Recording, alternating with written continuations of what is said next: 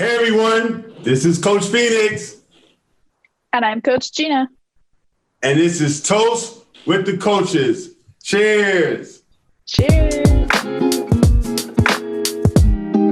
Hi everyone, and thank you for joining us for another episode of Perspective, the show where we drink and talk about life, the universe, and all that other jazz.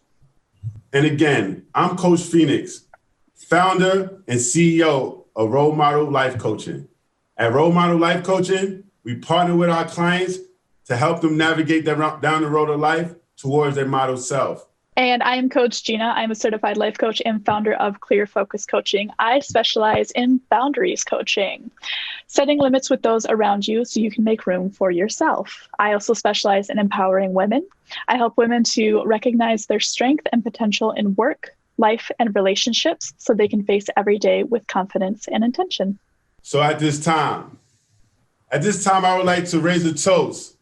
I would like to raise a toast for a professional certified coach, an author, a global keynote speaker, former director of a special task force under the former vice president, featured in Success Magazine, Fox News, and Sirius XM Radio, a lady of Delta Sigma Theta Sorority Incorporated.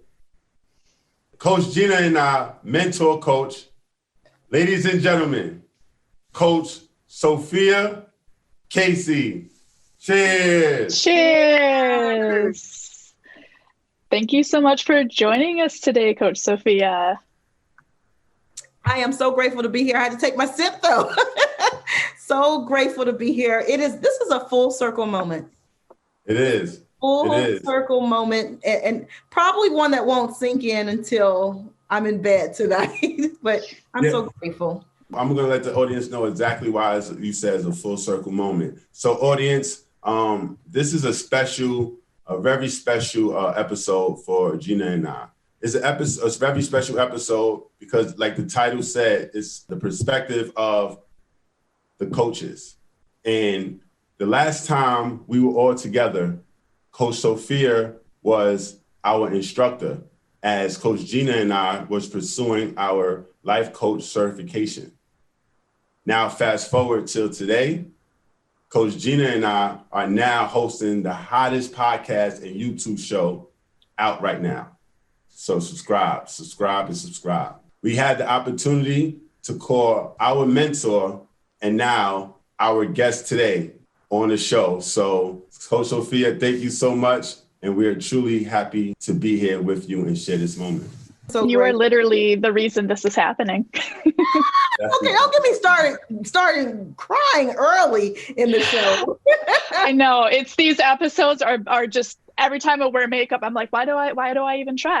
Why do you even wear makeup? I am wear so makeup to be here. It really is a full circle moment, And then I just thought about, we were always on the same level. I want to be clear.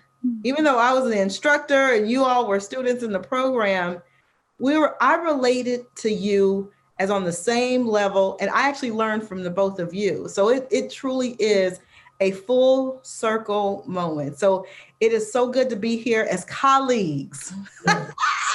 Absolutely. Thank you both.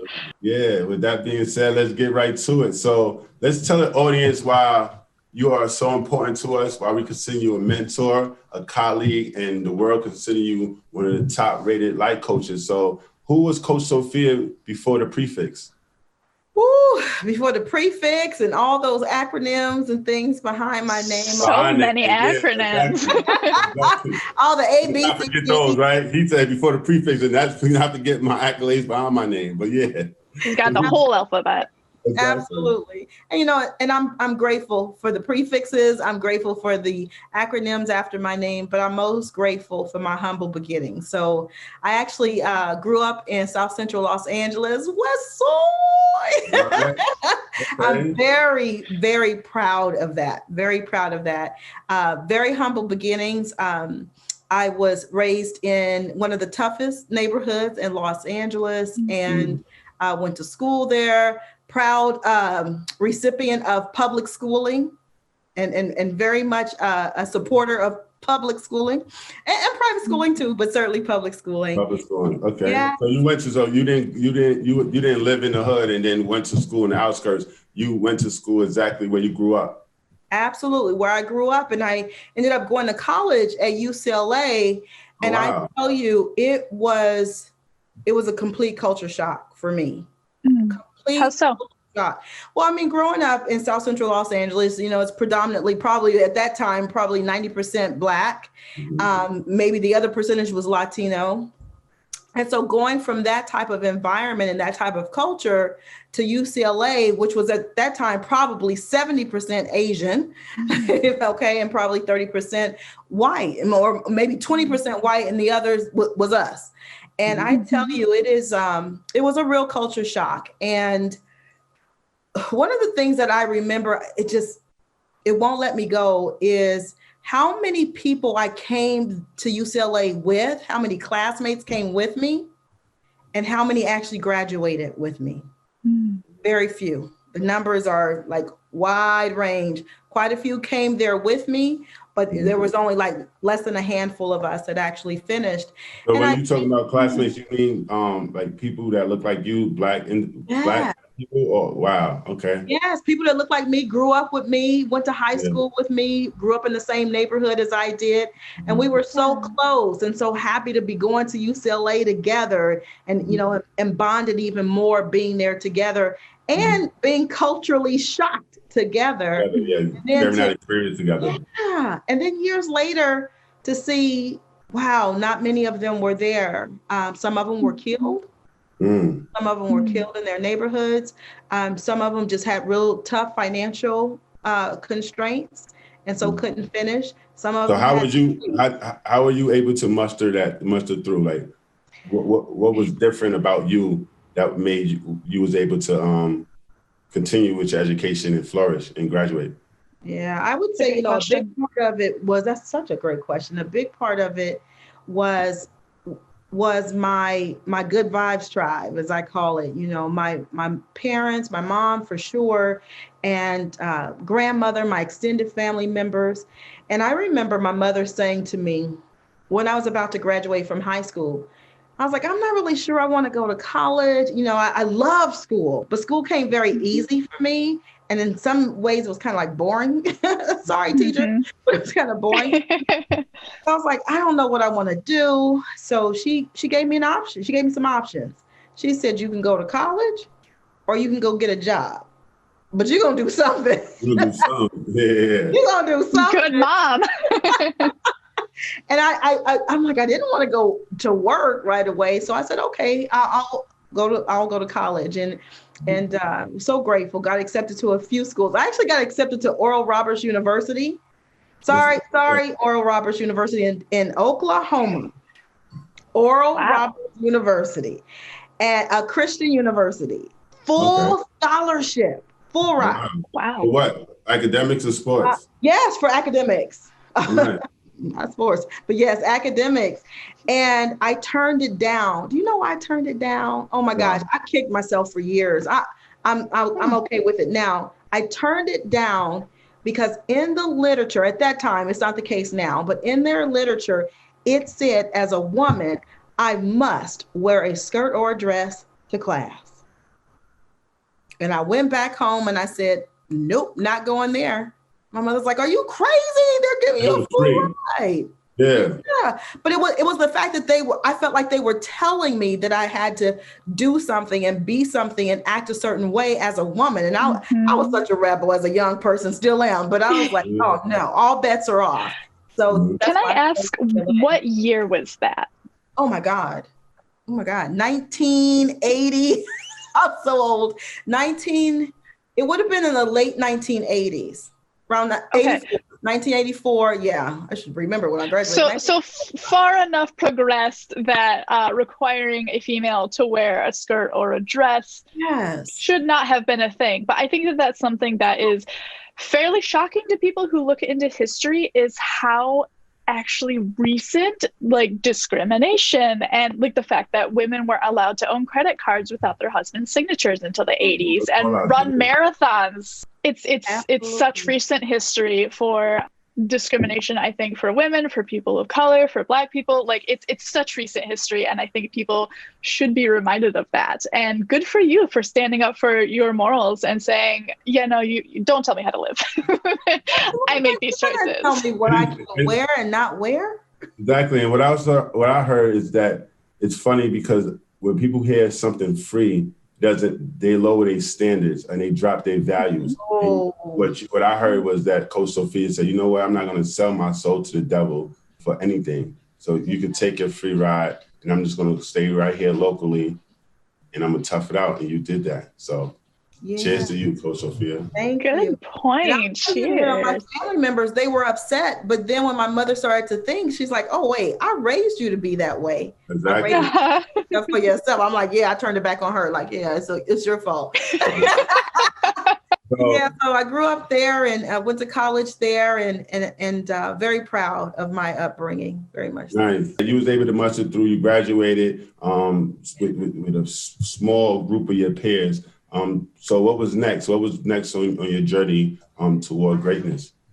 So then, let's see, from there, then I worked a while. Then I moved to the East Coast to go to graduate school. And you asked, wow. What made the difference? I really believe a big part, like I don't see myself as different than, my high school classmates, and a lot of them, they were certainly a lot smarter than me and did better than me in school. But I think some of the contributors to the difference is having that good vibes community. I had a community of people behind me saying, like, you don't have an option. There's no option except work or college. What are you going to do? And like removing a lot of options off the table for me actually pushed me. It actually pushed me. I think that was the biggest difference. Yeah. So even with you growing up in South Central, what some people consider one of the worst neighborhoods in America, the hood, right? You still had people within that community that had values, that was pushing you and seeing things in their kids to say, you know what, I want more for you that I didn't have. And they was able to push that on you and look at you. And it's funny because you hear a lot of people, and this is perspective, right? Some perspectives is that people from those communities don't make it out, or some perspectives is people from those communities can't make it out. So what do you say to the individuals that came from where you came from that say, hey, I didn't have that opportunity. You had a family that pushed you. What about I'm your next door neighbor and I didn't have that family. What'd you say to that person? And what I would say to them is, first of all, you can do anything that you put your mind to and that you get supported around. I don't like when people just say, oh, you can pull yourself up by your bootstraps. You can have the life that you want. Well, no, I'm not starting at the same place at the race that everybody else is necessarily. Maybe I'm not. So yes, I believe like that internal drive is important, but it's also, you gotta be supported. That was the biggest difference for me. I had a lot of mentors. I had college mentors before I even got to college. I had mentors, mentoring me and talking to me about what the experience could be like and what was possible. So it's like, I didn't develop the brain of like, oh, it's impossible for me to do that. Like, I'm like, brothers are Crips and all that. And I'm surrounded by all that, but I still understood and believed that it was possible that I could have what I wanted to have. So yeah, that's beautiful. Big differences. Yeah. Absolutely. One of the things that comes to mind is the saying, it's not always what you know, but who you know, and who knows you and is able to reach out to you and to kind of take you under their wing and to guide you like that. So I think that reinforcement of the people who surrounded you to tell you, not only are you going to, but you can do this over and over and over. That's absolutely beautiful. Yes. And I'm so glad you said that, Coach Gina, because when I think about the disparity of, people of color and their communities and their access to certain things, there's still a large disparity. There's still a wide disparity. I remember one of my mentors saying, Sophia, I want you to read the newspaper. I'm like, I don't want to read the newspaper. I don't want to read that. I just go watch the news. No, I want you to read the newspaper. I didn't understand it then, but I later understood what he was doing is giving me options. Don't just believe what you see on TV, but go read for yourself and come up with your own ideas and your own thoughts. And a lot of times in communities where they're predominantly people of color, you don't have people telling them that, telling them the benefit of them reading the news and formulating their own opinions. So I get on soapbox about that for sure. I can get on the soapbox. No, that's a great point. Wow, Gina, you heard me talk about a tangible me in the past, and Coach Sophia, again, so I always I feel the same, that we need individuals like yourself, like myself, and other individuals that comes from those communities that went through those struggles, and they could go back to those communities and have those conversations, not throw money, not take them and say, hey, here go this internship, but just teach them, have a casual conversation, go play basketball and have those barbershop conversations. Like, hey, you have a girlfriend? Oh yeah, you have a girlfriend? Okay. Are you wearing a condom? Yeah. Things like that. You get what I'm saying? Or do you know about STDs? Or, hey, what do you want to be when you grow up? Well, I really don't know. Okay. Why don't I just take you to my friend who's a life coach and just spend a day with them, or take you up to my friend that's a lawyer and see that you like them? Because we don't have those opportunities and those resources and those people to show individuals those opportunities. So it's just so you can see a different life, a different option, different paths, so that you actually are empowered to choose what's best for your life. I do a lot of mentoring of high school students, and pre-COVID, I would go back to South Central LA every few years and talk to students at my high school. Shout out to George Washington Prep. Okay, I talk to the students there and try and stay in close, relationship with them, because that was a life changer for me. Just being able to see that there were different options. Absolutely. So once you did see those options and you moved to the East Coast to go to grad school? Yes. When came to the East Coast to go to graduate school. What school? What major? Johns Hopkins. Oh, nice. Okay. Yeah. And what did you major in? Education, special education. I did double major, education, special education, and then special education with a focus on students with mild to moderate disabilities. I was a school teacher forever. I love teaching. That's probably why I'm a trainer. I love it. Love it. How long were you a teacher? How long were you in education? Oh my gosh, probably about 20 some years. I actually started teaching, working for my aunt who owned a child care center while I was in middle school. I was 15 years old.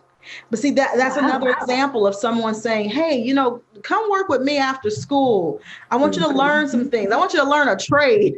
Exactly. Or at least get exposure to the trade and see if that's something you might be interested in. Yes. And it helped my self-esteem. I was like, oh, I'm pretty good at this. Yeah. I love this. Yeah. So 20 years in education. And what about education? What did you do in education? At one point, did you transition into coaching? Did you go from education to coaching, or what did that transition? Well, I've always been in education, the education arena. Training and development, always been a passion of mine. And so I worked a lot for the federal government. Shout out to all the public servants. So did a lot of work in the federal government and worked for your favorite federal government agency, the IRS. Everybody's favorite, right? Everyone loves that. Yes.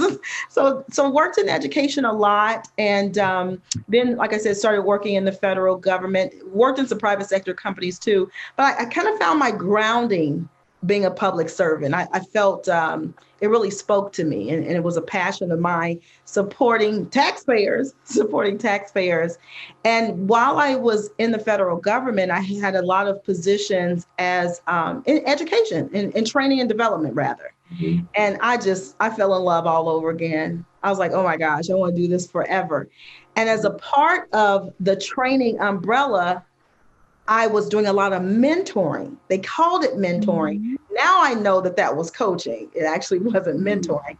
it was actually coaching, because I was supporting executives around coming up with action plans to move their careers forward. So that was really coaching. How do you differentiate those two things between the mentoring and the coaching?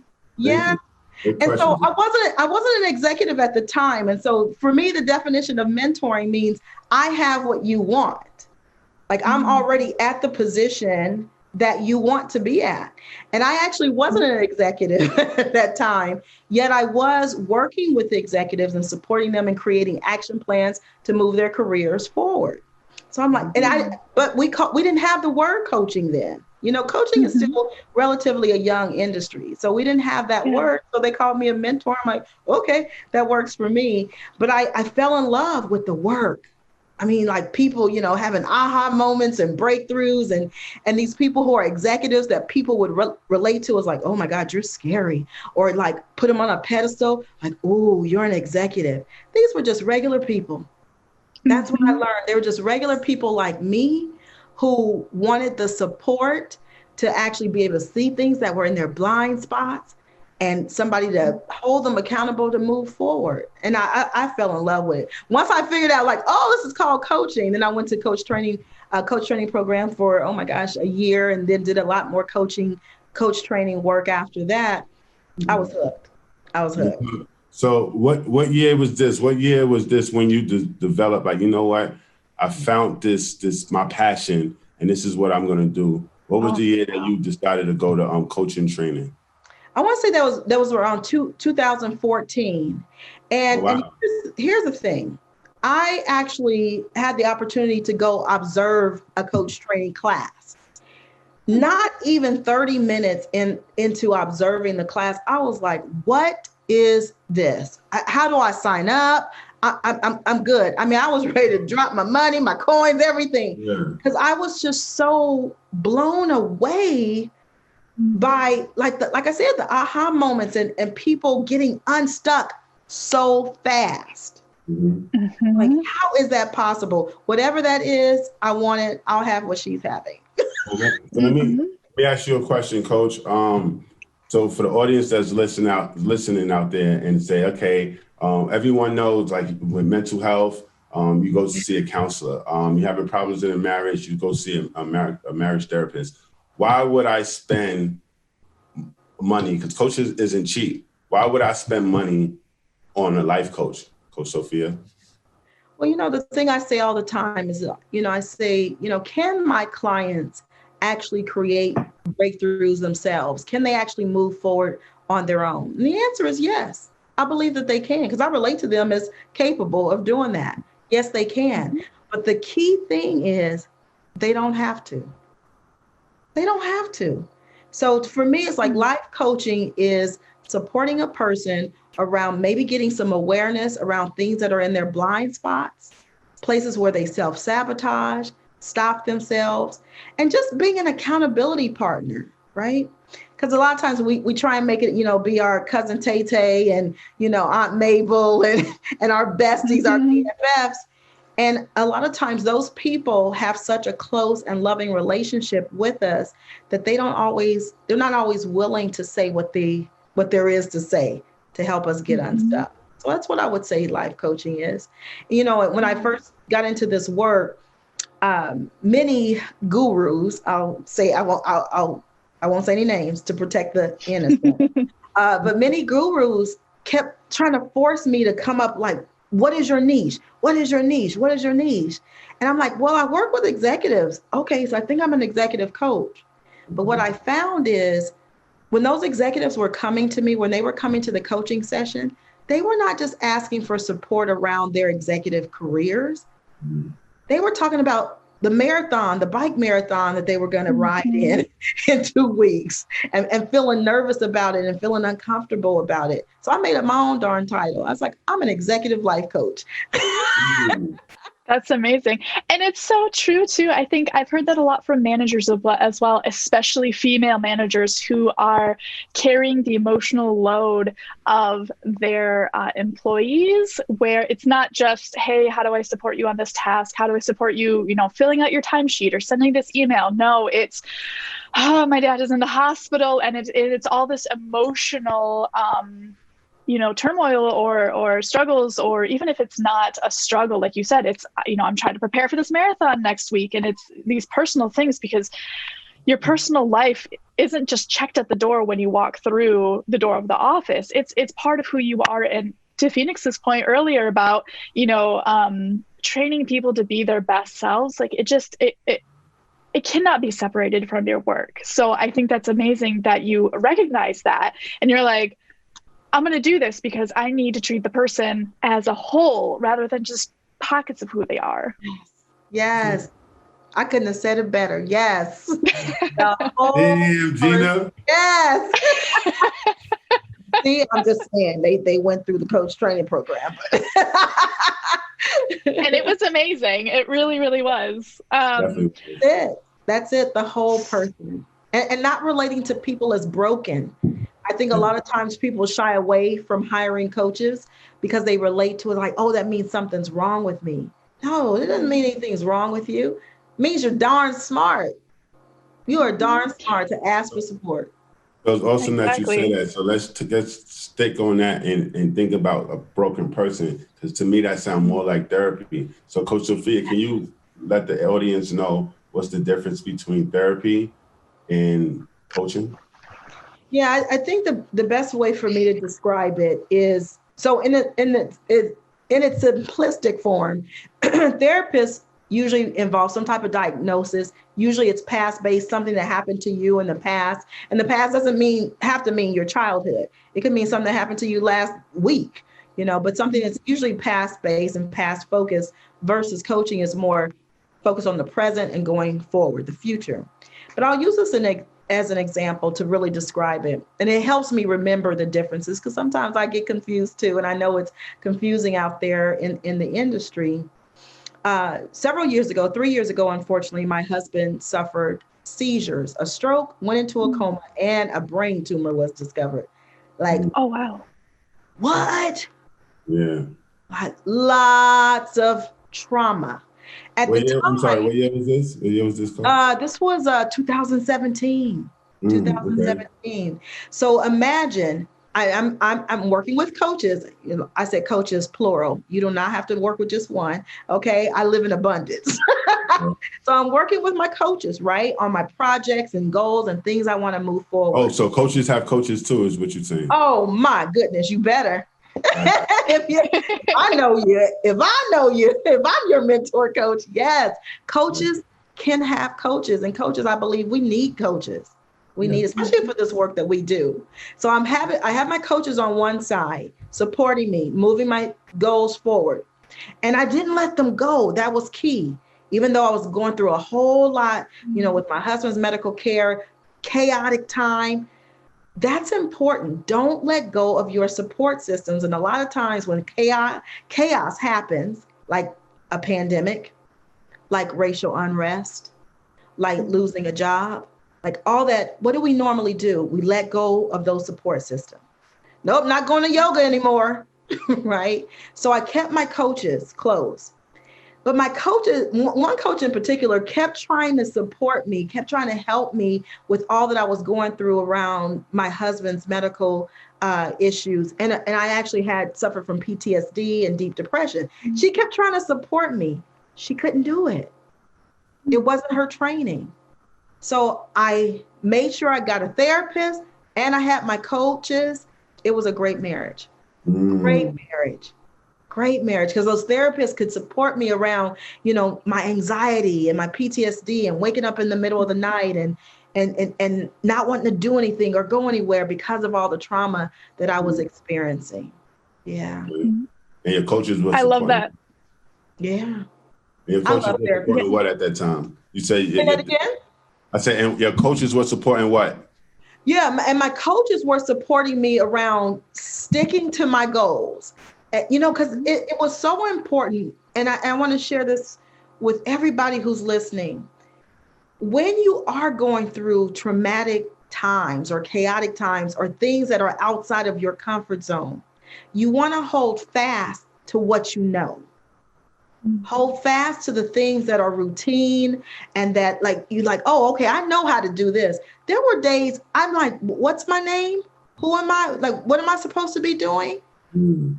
So I needed my coaches to really support me and keep bringing me back to, remember, this is your goal. These are your goals you wanted to work on. Remember what you said, last month you wanted to do this. Like, Yes. great accountability.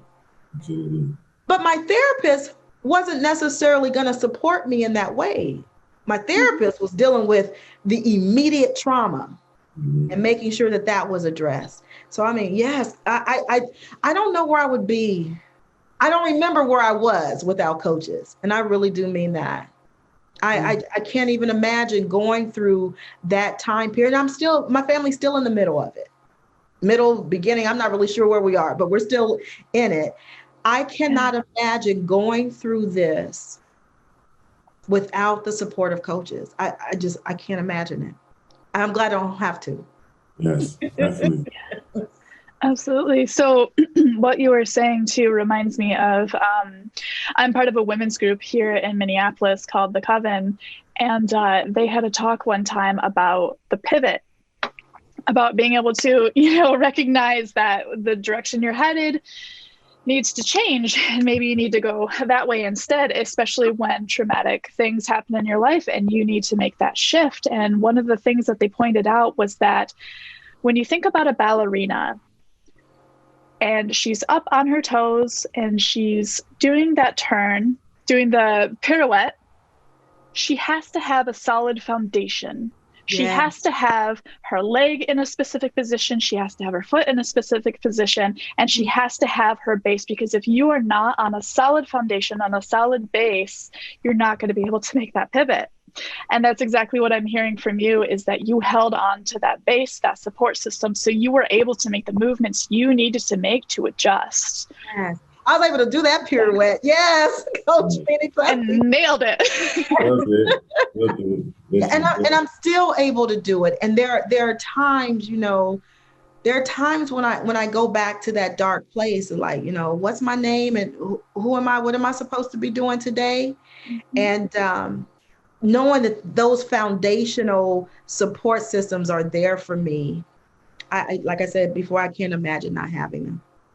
So, Coach, I wanted to dig deep into that a little bit, because I appreciate your vulnerable moment and you sharing that with us, especially as being as prestigious as you are in your field. You say you're currently going through it as well. What are some things that you're currently dealing with as it relates to that issue with your husband, and how are you able to continue to be as successful and driven as you are and continue to go through those things that you're going through or your family's going through?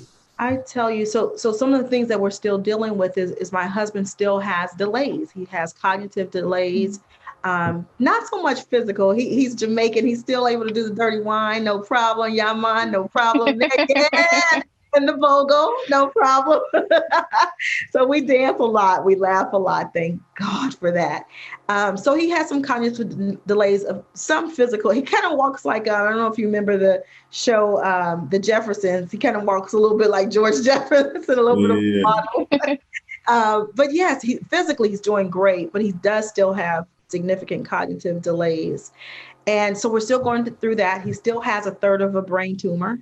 That's still growing. We don't know, how rapidly. I don't have that information right now. But so and we have a 14-year-old who's new to high school and navigating. It's a lot.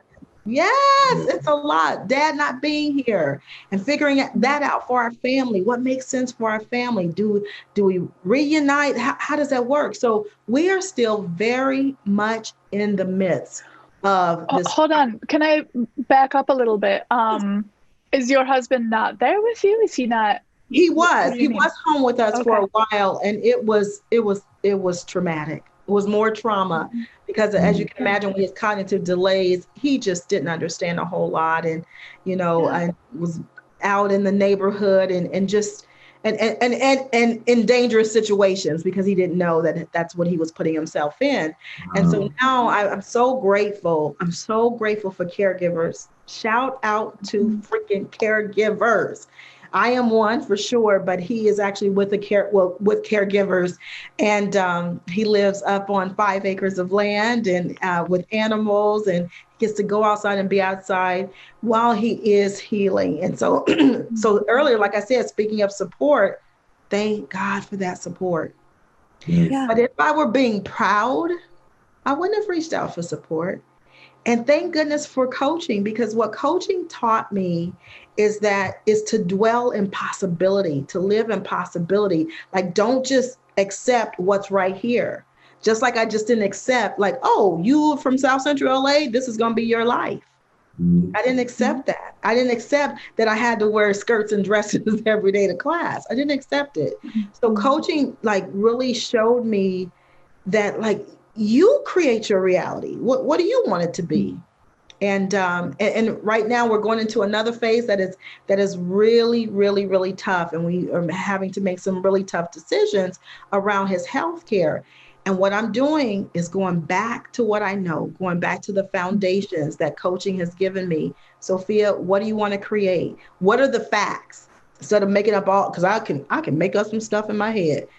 So coaching taught me that, like, no, let's not make up all those things in your head. What are the facts? Let's just deal with the facts. Let's get the facts down on paper, and then let's get down on paper. What do you want to create? Hey, Coach. Absolutely, absolutely. And I just want the audience to understand something really quickly. Again, when we started off this episode, we mentioned that Coach Sophia is our mentor coach. And that's as early as in June. We met each other, all three of us, on the same platform in June. And Coach Sophia also mentioned that she'd been dealing with this situation since 2017. So I just want to talk to our audience that's currently going through something hard and something really tough in their life at the moment, that although you're going through these tough times, either it's grief, sickness, what have you, Coach Sophia, when we met her in June, was a confident, intelligent, driven, and excellent instructor. And I would have never knew she was going through these things in the background. Yeah. So for her to continue to achieve on a professional level while her family is going through a lot of tough changes and transitions, that should inspire anyone and everyone to say, hey, you could go through something and still be successful. You have two options. You could either stay stuck or you could push on and still deal with whatever you're dealing with, because at the end of the day, it's still going to go on and it's still going to happen. It's your choice. So cheers to you, Coach Sophia. That's amazing. Thank you. Well said. I feel like the word cheers is not strong enough for you in this situation. There needs to be something more. I said that because I needed a quick swig. That was kind of a deep moment. No, absolutely. Same, but cheers is what we got, so we'll go with that. I'll take it. Man. So, Coach Sophia, you told us our best tool, right, is to listen in class. And I'm listening to your words, but I'm also listening to your nonverbals. And it seemed like you just wipe your eyes, you shed a tear. Can you describe on, like, what's going through your mind? What's your emotions right now? It was just you saying that. It just got me re-presence to the road that I've been on, and how, and I'll really get emotional, how grateful I am for this work. The old Sophia would have powered through this, and painted on a face and like, oh, everything's fine. But even in the coach training program that you just mentioned, I even share a bit about what I'm going through. The old Sophia, there's no way as a trainer I would get up and share vulnerably about things that were going on in my personal life. I was taught that you don't do that. Same here, exactly. And yes, and I think about. You think that's a Black thing? I was just going to say, I think it's a big part of our culture, and I know I'm speaking in generalities, but I believe it's a big part of our. Your perspective. Yes, my perspective as Black people, I do believe that's a big part of our culture, but also the culture that Gina and I are in. Women, like, oh, keep going, keep going. Everything's fine. Why do you think that is? I think a big part of it is that we have been convinced that it's not okay to be vulnerable, that being vulnerable means that you are weak. So how dare I get in front of a class and say, oh, hey, I need just a quick moment. I just had a thought about my husband. I'm going through some stuff. We had I had a fellow trainer in a program that I was working in, and he was going through a lot physically, his physical health. He did not reach out, didn't tell anyone. He suffered through. He suffered through this training program, suffered through. And I was like, why wouldn't you reach out or say something? I have your back. And his response was like, hey, I had to teach. I had to get up there and train and do what I needed to do.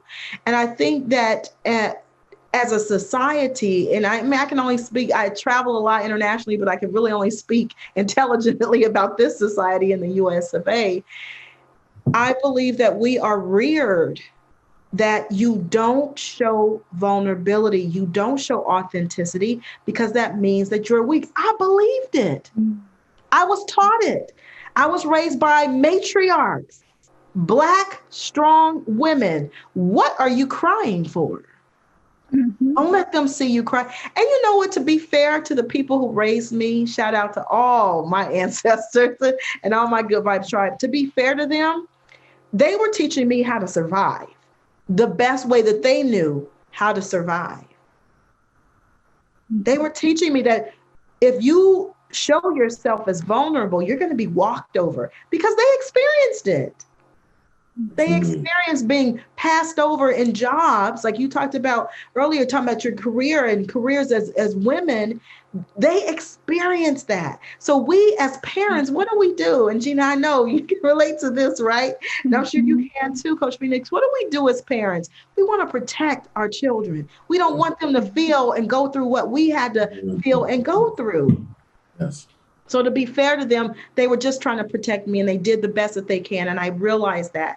But at the same time, there was a crutch called do not show vulnerability. Don't you dare. If you do, it's a sign of weakness, and people are going to do wrong by you. And I kept building evidence that they were right. My whole young adult life. Yep. Just like Mama said. Cognitive bias, man. You say bias with a capital B. They were right. Yeah. I want to add to that, because I have a theory, Coach Sophia, I want to add to. I want to put that out there. Coach Gina, after I finish, I definitely want your perspective as a woman, and then your perspective from your upbringing and being a white female. So I definitely want to hear what you have to say. But I want to touch on something you said. You mentioned two groups of people. You mentioned African Americans, and you mentioned women, right? So I want to tie that together. And Gina and audience, I don't know if you know this, but the most unwanted woman, or the most downplayed human being in America, to me, is an African American woman. It's a Black woman. And it's funny because I read something recently online that says African American women are the least sought after of all women across the board, and that's even from African American men. So if you look on the dating apps, they look at algorithms, did research, and say they're the most women that people swipe right, meaning they like that person. Yes. And then you hear a lot of Black men say the reason why they don't date Black women is because they have attitudes, they're mean. They're angry, ABW. Things of that nature. Black women. So I want to give my take on that, because I'm raising a Black woman, Black little girl that's going to turn into a Black woman. My take is this. Maybe they are mean. Maybe they do have a chip on their shoulder. Maybe, right? But wouldn't you? And let me tell you why you would. You would because back from their existence, their ancestors were being raped and beaten. They would get married and try to live the American dream, but be raped in front of their husband. They would see their husband be belittled and beaten in front of them. So what would that do to you as a person? When you get hardened and build some type of toughness? But that's not all. After we reunited with our husbands, we were told that, hey, Black men are the pit of the earth. The Black men is this. You should live like the other Americans, and you should want more from your Black man. So then these women had to build more armor. And in that sense, the Black men felt they had to protect themselves, and they started to leave the Black woman. So what you think that happened, that did to the Black woman? That made her tougher. And what did she do to her daughter? She made her daughter tougher, and she made her daughter tougher to tell her daughter that, you know what? You don't need any man. And the people that underestimated you, you could go to school and become the smartest person in that school. And that's why today, Black women are the most educated human beings, not for Black people, but in America, for all people, out of all Americans, because they have to have that armor. So I ask you and I tell you, when individuals want to criticize our queens, our Black women, I have to tell you, you have to look at their history and understand why they are who they are. And Black men, if they're mean, we got to understand the reason why they mean, and they need us to try to make sure that we protect them so they could live like everyone else. Because if you look at their counterpart, and Gina, again, I want your perspective, tell me if I'm wrong, but I feel like more times than none, and again, this generalizing just my perspective, white women see their father and their mother together, bad or good or bad, but they still see a traditional family. It's more common than none. They are taught to say, hey, when you grow up, you treat your man like this, he will treat you like this, and you see that in action. Most Blacks that I knew growing up was not married.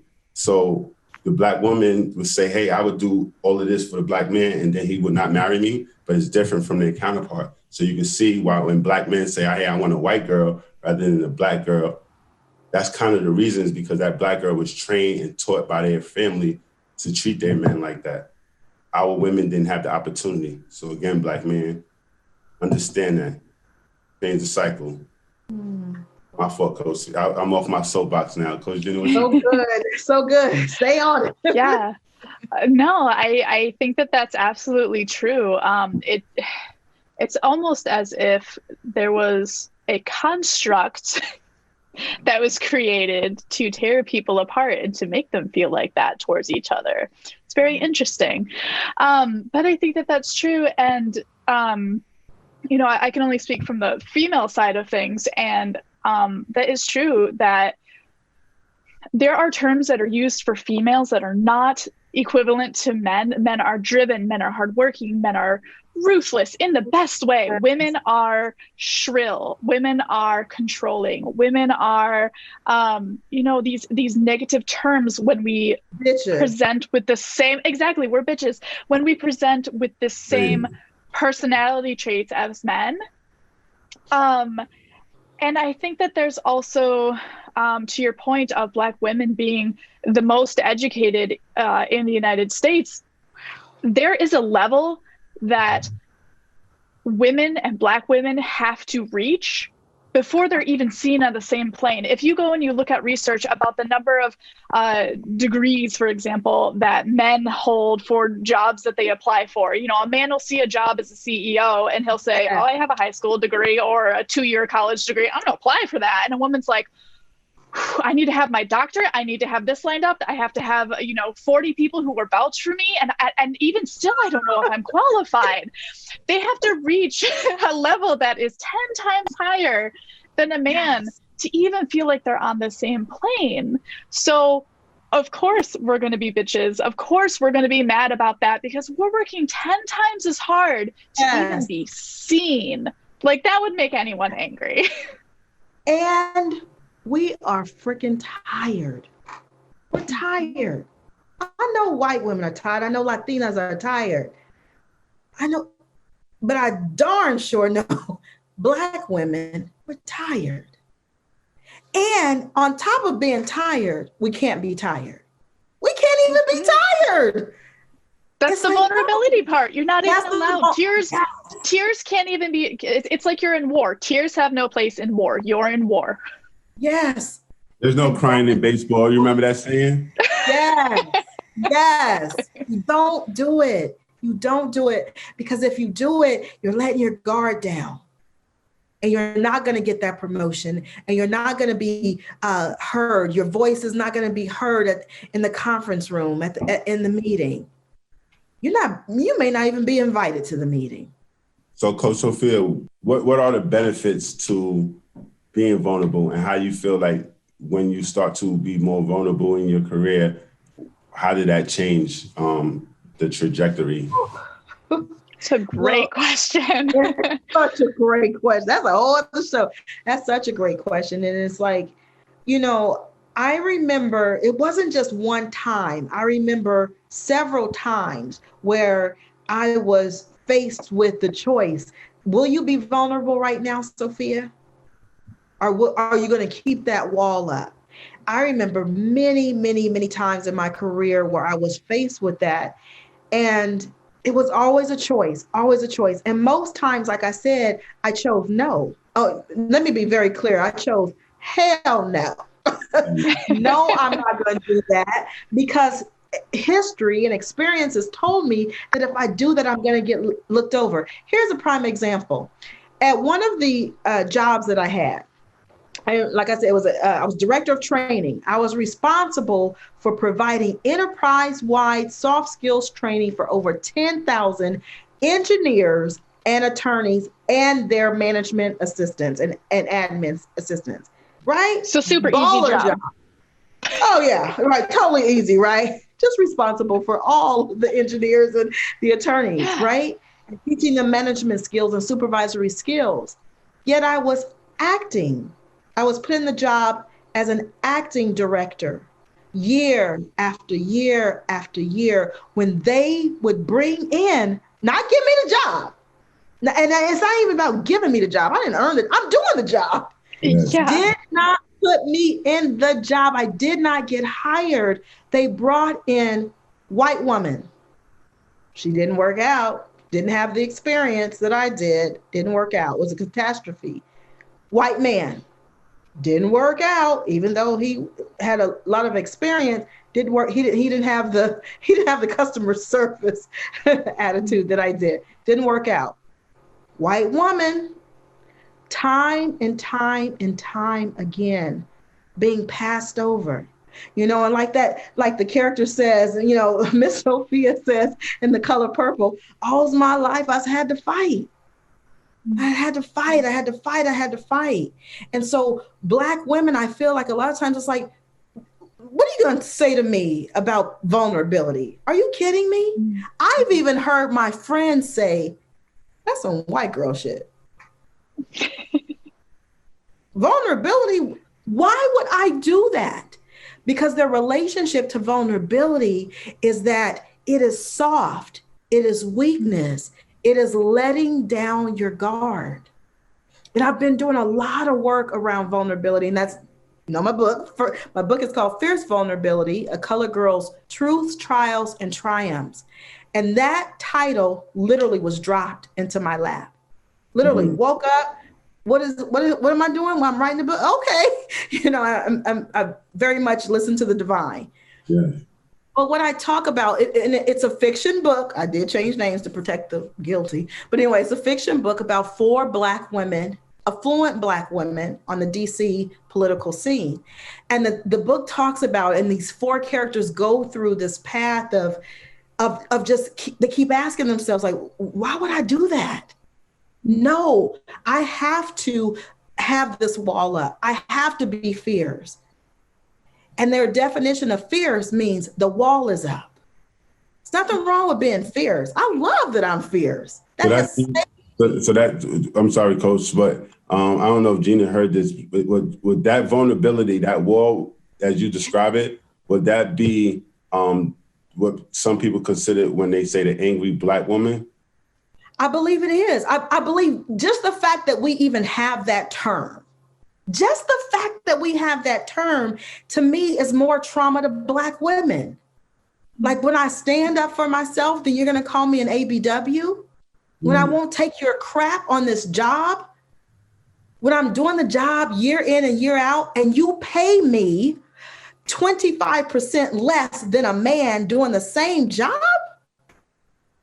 You're darn straight. You can call it whatever you want, but I ain't letting that wall down. So I feel like as Black women, not just Black women, women are going through this over and over and over and over again.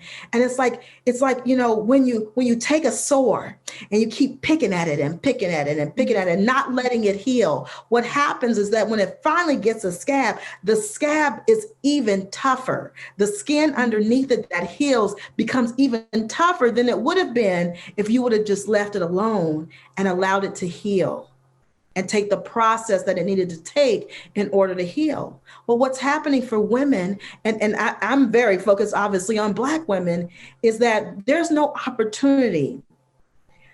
They're not given an opportunity to allow that festering sore to heal.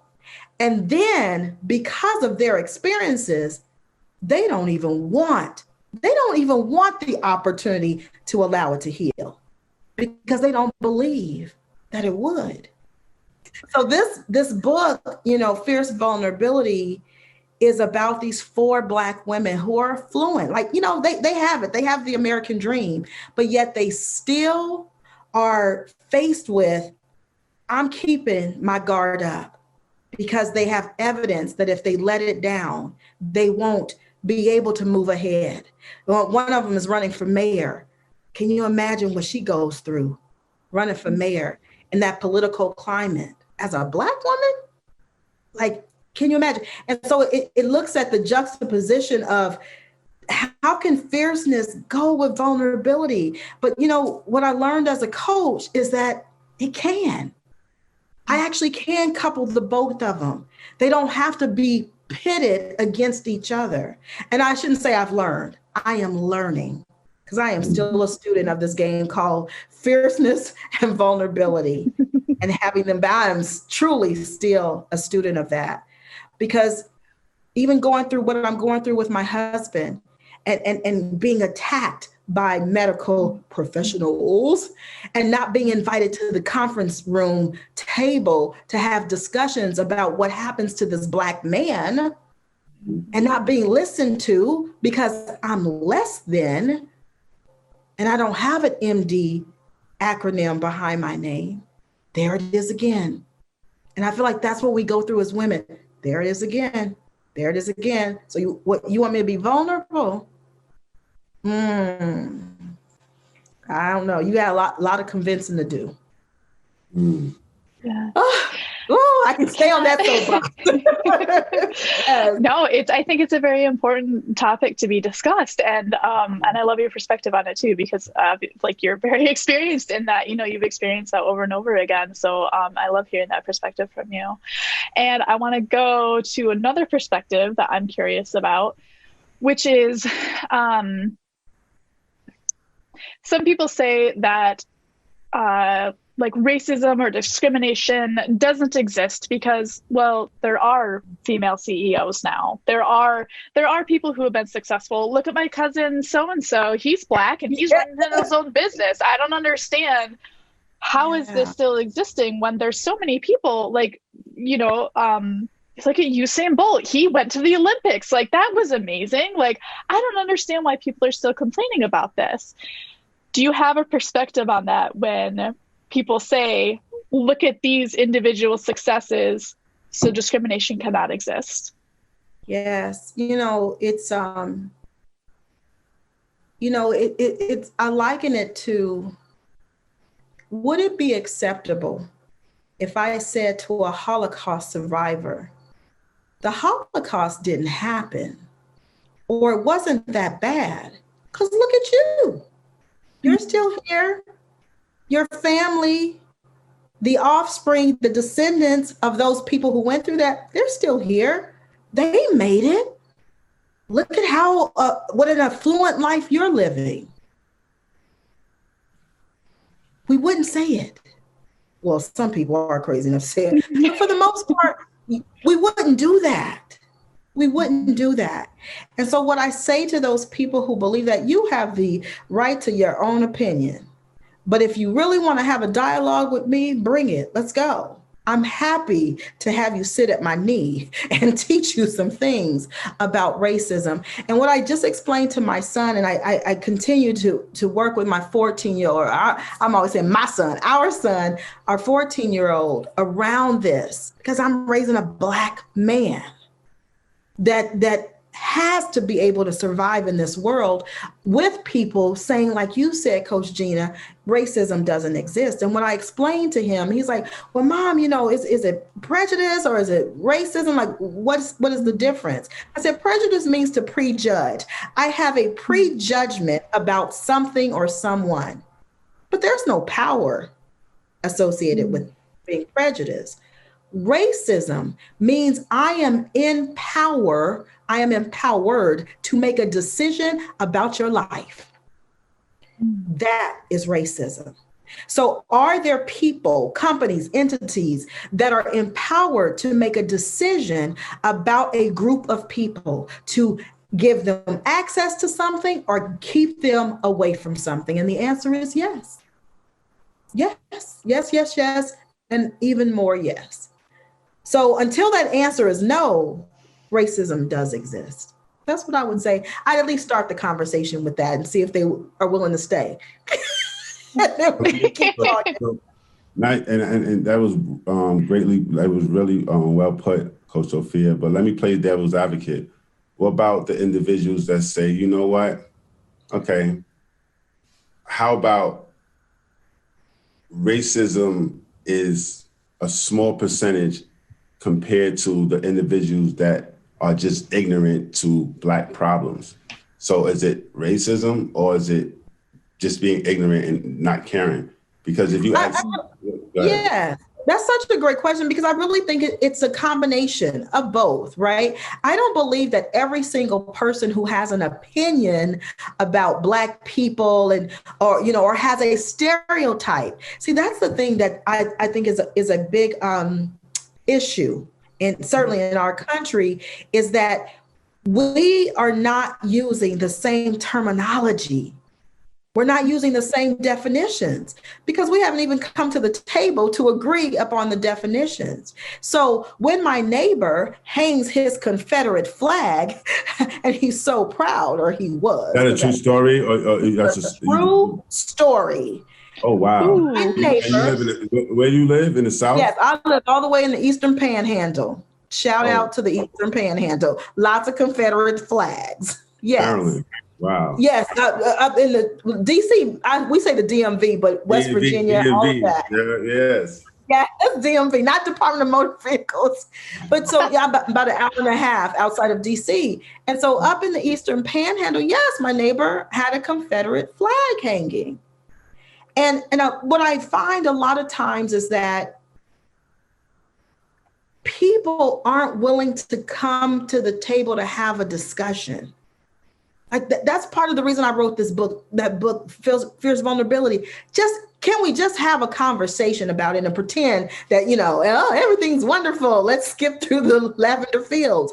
No, everything ain't wonderful. Let's at least have the conversation. So he's waving his flag, and he and my husband were really close, got very close. They really liked each other. They developed a friendship. This is prior to the flag hanging, right? They developed this relationship prior to the flag hanging, which you discussed. No. So he always had the flag up. So they developed a friendship even with the flag hanging.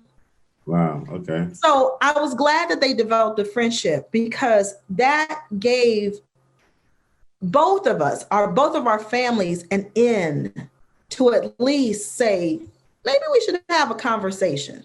So they invited us over for dinner and we had a conversation. I brought my laptop and they were like, why are you bringing your laptop? I was like, I want to show you something.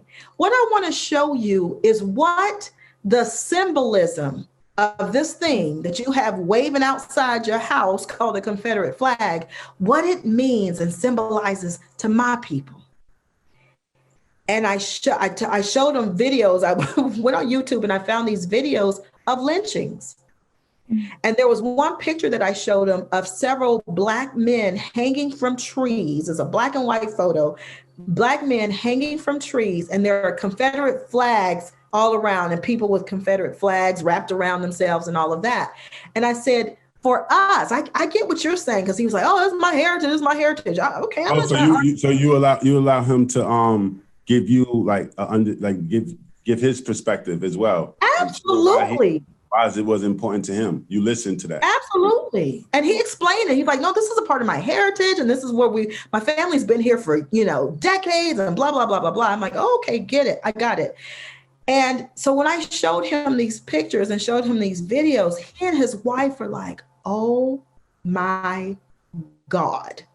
They said, honest to goodness, and I really did believe them. To this day, I still believe them. They were like, "We just didn't know. I mean, we didn't know. We were raised as children with a picture of what Black people are and who they are and how they are.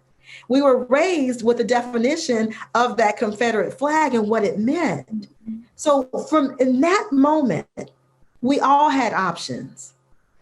We could have gone home. My family could have gone home still, look, cray people, they could have stayed at their home and been like, "Look, I still feel like this about Black people." Now, I'm not going to say we all sung Kumbaya and all of a sudden, there's no racism and, all is well. Understanding and respect.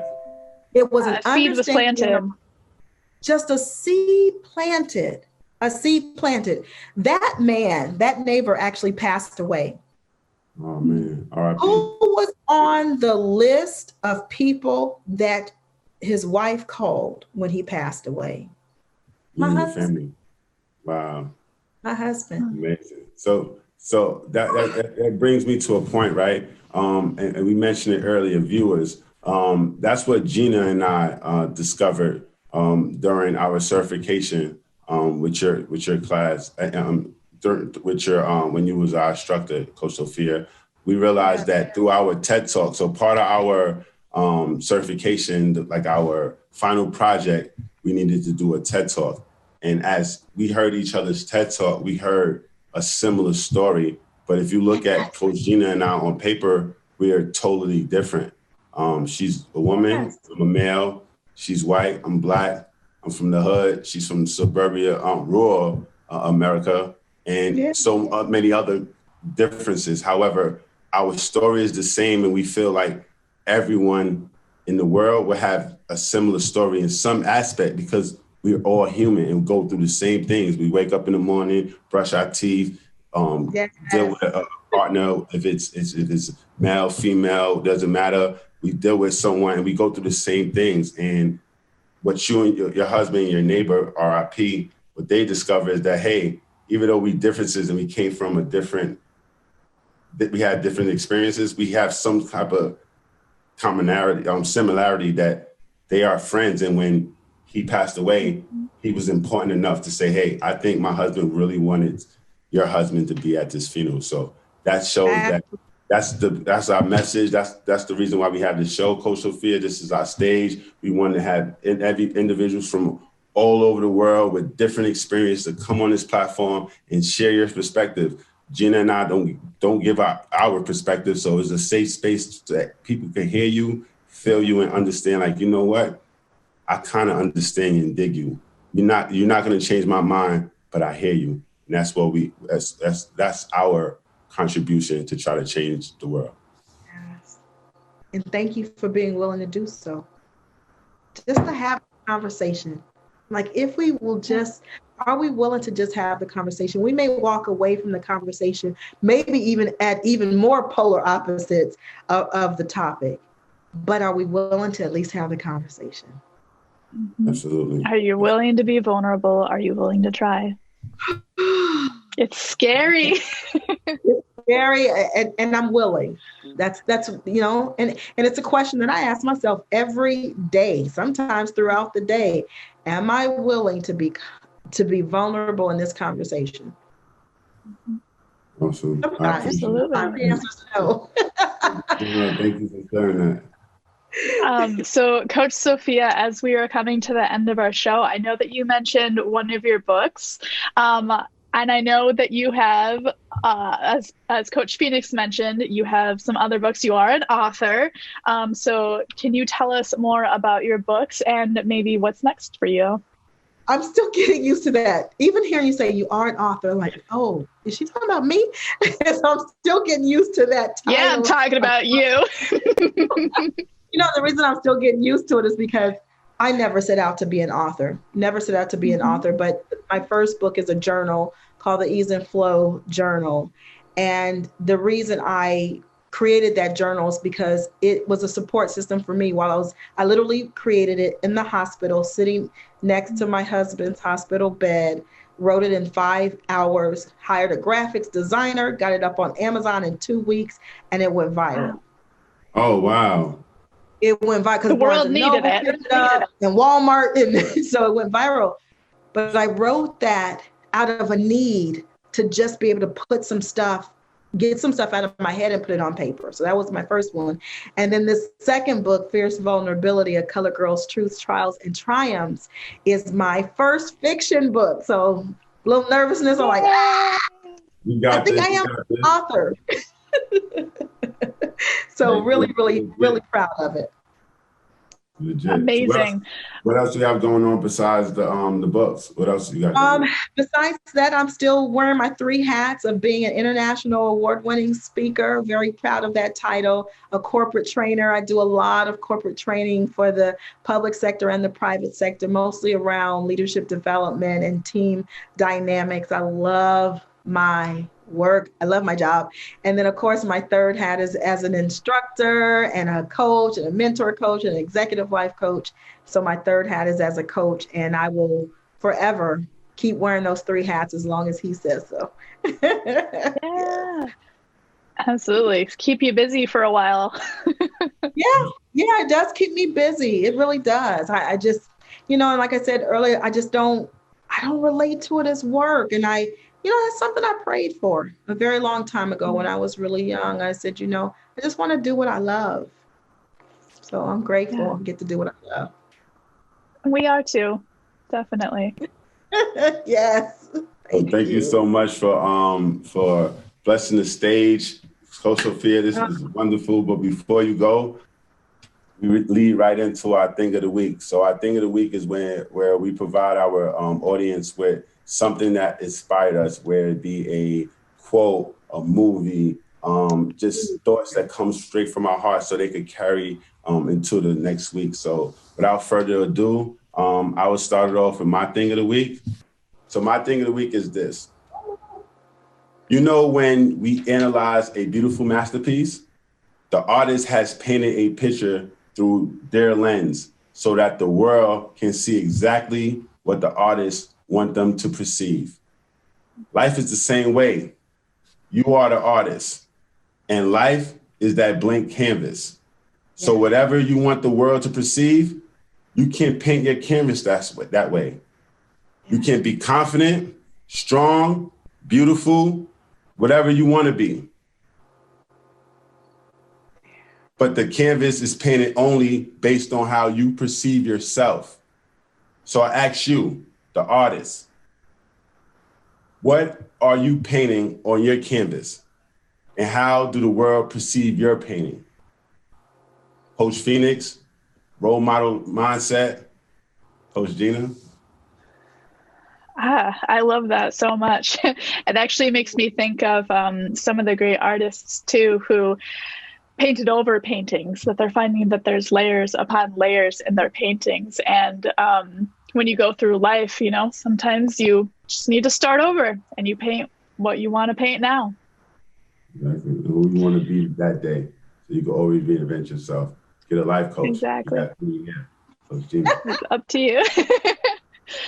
So my thing of the week is a quote by Anne Frank that I read this week. That is, how wonderful it is that nobody need wait a single moment before starting to improve the world. That means that right now, this moment, this minute, this second, you can make a choice to make things better, to make a positive decision, and to make the world better. You don't have to wait. And Coach Sophia, I look at you And I think that you are a great example of that quote. You do not wait for anything for anybody. You proceed to push forward and to make the world better, to make individuals better, to support people even when you are going through turbulation yourself. You get the support you need and you continue to pay that forward. And for Phoenix and we have been touched by you and your support and your positivity, and we so appreciate you and hope that you continue to stay on our lives, because you are an amazing, amazing light to the world. Forever. Can't get rid of me. I told you all that. Absolutely. Yo, hey Gina, that was an awesome thing of the week. Good job. Definitely fitting with the show. Definitely fitting. Coach Sophia, we would like for you to bless the stage and provide a thing for the week. So all I have is something very simple that I want to remind all of us, everybody who can hear the sound of my voice. And two things. One is, it's okay not to be okay. It's okay not to be okay. That's one. The second one is, done is better than perfect. It's one of my favorite quotes, and the author is unknown. I still don't know who created that, but done is better than perfect. Are you willing to practice some vulnerability and just declare something as done, whatever that is, whatever that goal is, and not get stuck in analysis paralysis and having it be perfect? Because the world is waiting. The world is waiting for exactly what you have to offer. That's all I got. Ooh, I think I needed to hear those two things. Yeah, I like that. Oh, me too. That was deep. That was deep. I really like that. Done is better than perfect. So all you people with imposter syndrome, if you don't know what it is, go look it up. Done is better than perfect. You heard? Yes. Well, Coach Sophia, again, it was such an honor to have you on our show. The woman who made this all possible. So grateful. We so appreciate your time and your wisdom and your perspective. Thank you so much for joining us. Thank you for having me. It's truly full circle moment blessing. Thank you. Absolutely, Coach Sophia. Thank you. I just want to leave us with saying, go blue, be Ohio State. Toast with the coaches, Coach Gina, Coach Phoenix. We love you. Subscribe, tell a friend to tell a friend. We here. See you next week. Cheers. Cheers. Cheers.